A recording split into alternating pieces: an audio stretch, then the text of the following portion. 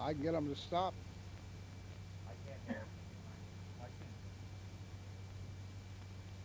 The President has announced the dropping of an atomic explosive within Russia. This comes as no surprise to those of us who have been intimately associated in our own atomic energy project. This project has been based upon the very fact that other nations would eventually succeed in developing an atomic bomb. Over 3 years ago, we offered the whole world the benefits of our discovery, providing only that effective international controls were guaranteed against its destructive use. Unfortunately, although all the rest of the world took that proposal, the Russians, the masters of the Kremlin, did not. Now it seems to me that it is highly necessary for Mr. Truman to talk to the Russian people, to talk to the peoples of Western Europe and explain what this very important event means to the future of the peace of the world.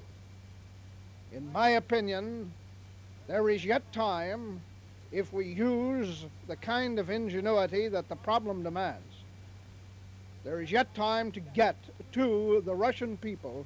There is yet time to arraign the moral forces of the world against the masters of the Kremlin and to encompass the problem successfully. Hey, Nolly.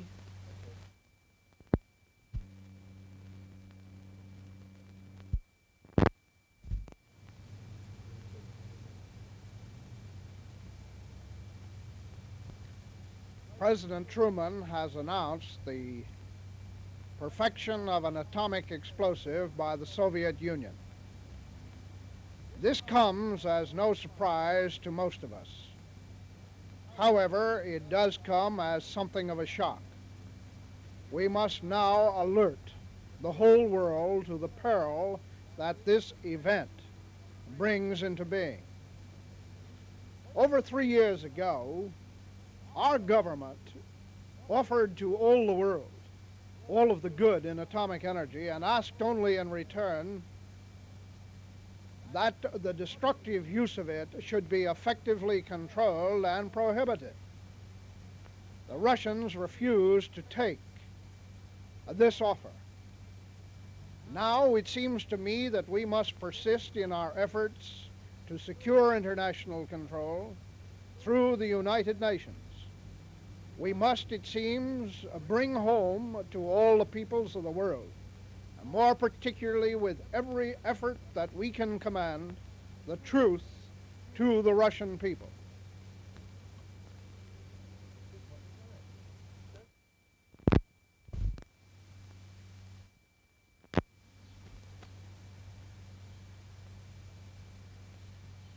President Truman has announced that the Soviet government has exploded an atomic weapon.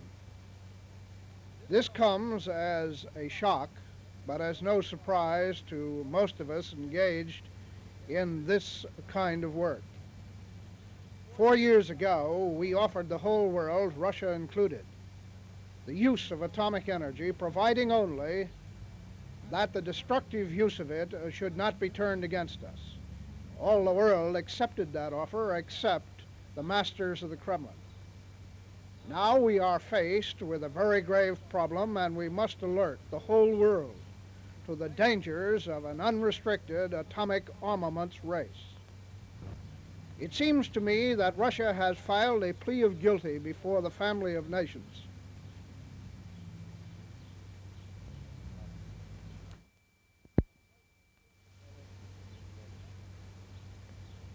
President Truman has announced that the Russians have exploded an atomic weapon.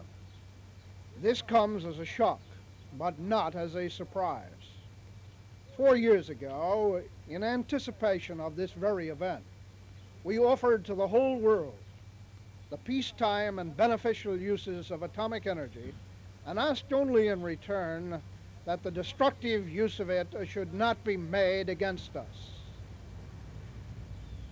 That offer was accepted by the whole world, but was refused by Soviet Russia. We now have an idea why she did so. It seems to me that we must alert the whole world as to the peril involved in an unrestricted atomic armaments race.